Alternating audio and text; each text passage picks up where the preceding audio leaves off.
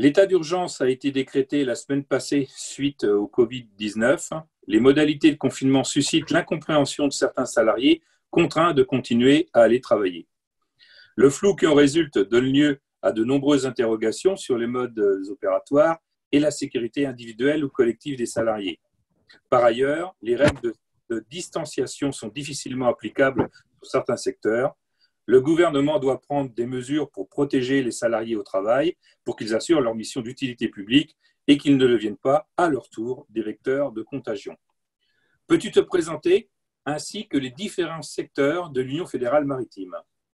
Oui, bonjour Stéphane. Donc, je suis Thierry Le Guével, je suis le secrétaire général de l'Union fédérale maritime depuis 2013 et je suis professionnellement officier électronicien des systèmes de la marine marchande et plutôt dans le secteur ferry. Alors, l'UFM-CFDT regroupe tous les champs d'activité maritimes et portuaires. Les différents syndicats maritimes CFDT qui sont estimés sur tout le territoire sont fédérés au sein de l'Union fédérale maritime qui valide toutes les mandatures nationales et internationales dans le secteur maritime du dialogue social et en lien avec sa confédération et sa fédération des transports. La branche portuaire est aussi intégrée au sein de l'Union fédérale maritime par les entités ports et dockers.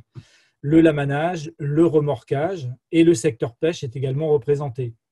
Une particularité, l'Union fédérale maritime est partie prenante des entités ETF au niveau européen et ETF donc au niveau international, puisque le secteur maritime représente plus de 70% de l'activité d'ETF. Donc voilà pour la présentation.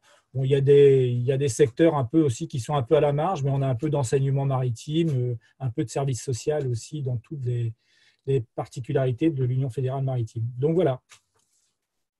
Le président de la République a affirmé « Nous sommes en guerre ». Le Premier ministre préconise « Restez chez vous ». Cependant, les travailleurs des transports doivent assurer en continuité le ravitaillement et la continuité de service indispensable face à cette crise sanitaire. Peux-tu faire un état des lieux des discussions en cours sur le sujet? Oui, en effet, nous avons soulevé dès le début de la crise les problématiques liées au secteur maritime. Les mots prononcés par l'exécutif sont forts, mais les messages à notre niveau sont parfois flous. Et face à cette crise soudaine et inédite dans son ampleur, beaucoup de questions sont restées en suspens. Alors, nous sommes partis sur ce sujet en intersyndical. On a eu vraiment un bon dialogue avec les autres organisations syndicales et nous avons envoyé au ministère les questions qui étaient vraiment en suspens. D'où, je peux les lister d'ailleurs, elles sont nombreuses. La particularité des relèves des équipages au niveau national et international. Vous savez très bien que les navires ne sont pas forcément en France. Et là, on commence à poindre de sérieux problèmes. La fermeture des frontières, par exemple, de certains pays et la suppression des vols, conséquence, donc évidemment, et le cadrage sur les durées d'embarquement pour les rapatriements éventuels pour les marins. Des interrogations aussi sur les véritables obligations pour les marins dans cette crise sans précédent. Et on peut se satisfaire d'approximations, c'est important. Les critères et types de navigation à caractère stratégique, c'est vraiment une question. C'est-à-dire qu'actuellement, je pense que le secteur route aussi le connaît, c'est de dire qu'il faut garantir l'approvisionnement, mais sur quels critères et quels types de navigation peuvent être considérés comme stratégiques, par exemple. Et donc, c'est important pour les marins. Un gros problème aussi sur les tests de dépistage. Ça, c'est important parce qu'on vient actuellement, il y a des marins à bord des navires. Et vous comprenez bien que sur le Covid-19, avec les notions de quatorzaine, on va dire, pour un embarquant et un débarquant, que doit-on faire? Certains messages et certains employeurs interprètent un peu à leur niveau cette particularité. Vous n'allez pas mettre un marin, il embarque, vous mettez 14 jours à l'hôtel, vous voyez ce que je veux dire, pour après qu'il aille sur un navire.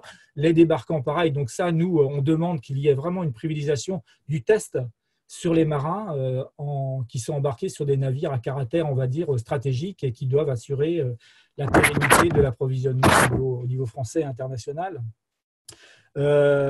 Pareil, beaucoup de sujets sur, si vous voulez, les dérogations. Les marins, c'est comme un peu l'aviation, ils ont des brevets, vous savez, internationaux, etc. Et le monde maritime est régi par des lois internationales. Donc là aussi, rester vigilant et avoir les bonnes informations, ce qui n'est pas forcément le cas actuellement. On comprend, évidemment, tout est centralisé sur Paris et c'est un peu difficile d'avoir… Enfin, on a des bonnes relations quand même avec les ministères, un peu moins au niveau du dialogue social de branche. C'est à noter. Nous demandons évidemment aussi, évidemment, sur les navires à passagers. Hein, on comprend bien qu'actuellement, par exemple, les masques, etc., c'est un sujet. Mais comment faire sur les navires, l'approvisionnement, etc. Aussi, on demande aussi des précisions sur les modalités qui vont être appliquées dans les compagnies, puisqu'elles sont touchées de plein fouet, hein, avec des navires à l'arrêt, donc économiquement sur le chômage partiel. Comment va se définir ce chômage partiel? On demande aussi des choses un peu qui paraissent un peu éloignées pour certaines personnes et sur peut-être les salariés d'autres régimes, c'est-à-dire sur les navires, d'avoir une augmentation des bandes passantes. Vous voyez ce que je veux dire? Les marins, ils sont complètement isolés pour avoir des contacts avec leur famille, d'avoir aussi cette augmentation de bandes passantes sur les connexions Internet pour pouvoir avoir du lien et éventuellement aussi avoir des téléconsultations. Vous voyez ce que je veux dire? Ça va être important. Nous demandons aussi pas mal de choses au niveau des prises en charge, etc. J'ai parlé de chômage partiel, mais aussi le caractère, comment on va se définir les prises en charge au niveau des employeurs et au niveau de l'ENIM, qui est le régime social des marins. Donc voilà, beaucoup de questions hein, sur ceux qui sont plutôt, on va dire, pragmatiques, mais actuellement, on n'a toujours pas de réponse. Hein. Donc, je suis en lien avec le ministère, ils sont ouverts, mais je pense que, comme je le disais tout à l'heure, le marin ne se satisfait pas d'approximation. Vous voyez ce que je veux dire? Il faut des ordres clairs. Et des ordres clairs, c'est des directives. Et on peut pas, je comprends que les compagnies essaient de faire au mieux, mais faire au mieux, c'est aussi d'avoir une rigueur et que les salariés ne soient pas lésés hein, dans ce genre de… Surtout dans notre activité, face à l'isolement, etc. Donc voilà pour les sujets en cours et les questionnements. Donc, suite justement sur les questionnements liés à la mise en place d'un télétravail massif, succède la préoccupation de la sécurité, de l'hygiène, de l'alimentation des salariés continuant à travailler. Comment cela s'organise-t-il sur l'Union fédérale maritime? Alors, un gros problème, c'est-à-dire que si pour les personnels sédentaires qui travaillent dans les armements, le télétravail peut s'organiser et doit être privilégié, c'est le cas. Hein. Objectivement, c'est le cas. J'ai fait le tour ce matin des gros armements, etc. Je parle des gros armements. Sur les petits armements, les PME, c'est peut-être un peu plus difficile, mais enfin, en tout cas, pour le personnel, on va dire administratif, le télétravail a été mis en place. Par contre, il est impossible de pouvoir l'appliquer au personnel navigant. C'est vraiment la mise en place de chômage partiel. Donc, reste la garantie absolue pour les navires, pour nous, doivent être stoppés quand ils peuvent être stoppés et le personnel doit pouvoir rejoindre leur famille. C'est absolument indispensable. L'hygiène et la protection des salariés, c'est un sujet car mais c'est général, hein, on le voit bien sur toutes les informations, le cœur du sujet c'est les masques, le gel, etc. Et sur les bateaux, il n'y en a pas ou très peu, donc c'est une priorité, nous devons garantir leur approvisionnement, c'est important. L'isolement des marins à bord est une réalité et en temps de crise, ils doivent de surcroît pouvoir contacter leur famille. J'ai parlé de connexion, etc. C'est important. Donc voilà, j'ai eu aussi des retours ce matin sur beaucoup de marins qui sont sur la côte d'Afrique. Et là, c'est encore pire. Hein, c'est encore pire. Je parle de la compagnie Bourbon hein, qui sont l'offshore. Et là, à bord, c'est vraiment une catastrophe. C'est-à-dire les gens, il n'y a pas vraiment d'approvisionnement. Ils sont très inquiets. Comment les rapatrier, etc. Je sais que il y avait un avion apparemment qui était prévu ce matin sur l'Angola, etc., qui n'a pas pu atterrir. Donc, vous voyez, là, on est au cœur du sujet. C'est vraiment des gros problèmes de pouvoir rapatrier les marins qui sont à bord des bateaux. La sécurité des salariés fantassins en opération sur le terrain doit être renforcée, considérée et régulée. Comment cela s'organise-t-il concrètement au niveau du dialogue social paritaire? Bon, actuellement, nous sommes en lien avec la direction des affaires maritimes et le ministère des Transports. Cela marche assez bien. Hein. Par contre, le dialogue social paritaire de branche est lui au point mort. Je le regrette. À ce jour, je n'ai eu aucun contact avec Armateurs de France, ce qui nous paraît quand même un peu inadmissible. en ces moments particuliers qui devraient, au contraire, être l'occasion de prouver en tout cas une certaine unité à faire vivre un dialogue social de qualité.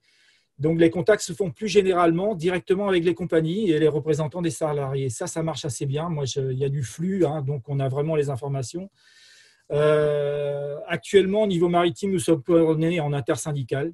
Hein, c'est ce que j'ai dit tout à l'heure. Donc, ça marche assez bien. Je vais faire le point tout à l'heure encore avec les autres OS. Ce qu'il faut savoir, c'est que le secteur maritime est mondialisé, hein, et beaucoup de règles pour son fonctionnement sont régies par des lois internationales. Il faut donc rester vigilant et concentré et être très réactif afin de pouvoir donner les alertes ou demander des assoupliments sur certains points législatifs, tout en garantissant les droits fondamentaux des marins. Comme je le dis, l'économie maritime est mondialisée et le dumping social dans ce secteur est des plus agressifs. Donc, il nous faut penser à l'après-crise aussi, hein, c'est important. Certaines entreprises françaises ne pourront faire face économiquement et il faudra un soutien massif de l'État pour aider le secteur afin de protéger les emplois des marins français. Là aussi, nous attendons du civisme économique qui devra être de rigueur. Hein. Nous devrons également aborder certainement les cadres applicables aux marins pour les prises en charge, hein, sur certaines pathologies, sur des déclarations qui seront arrivées à bord, etc. Donc, c'est des sujets d'inquiétude, en effet. Mais bon, voilà, on n'est pas dedans encore. Quel message souhaites-tu porter à l'ensemble des secteurs, des salariés du secteur maritime? Je voudrais tout d'abord avoir une pensée, hein, faire tous les marins embarqués qui sont loin de leur famille pour leur apporter toute ma solidarité maritime et dans ces moments difficiles. Que dire? Le monde maritime a toujours su être solidaire et en action dans les plus durs moments de notre histoire. Face à cette pandémie, nous sommes particulièrement démunis. Mais nous devons faire face, toutes et tous, hein, malgré l'isolement et l'angoisse pour nos familles. Nous devons faire preuve d'unité, de civisme et de responsabilité. Les marins sont et seront au rendez-vous, hein, j'en suis sûr. Il y aura, je pense, un avant et un après, et nous devrons faire en toute transparence le bilan des erreurs, afin d'agir collectivement et en responsabilité avec tous les acteurs du secteur pour mettre en œuvre une nouvelle feuille de route permettant de nous projeter vers un avenir plus serein et certainement plus humain, hors des seuls critères économiques et de rentabilité. C'est un peu la leçon.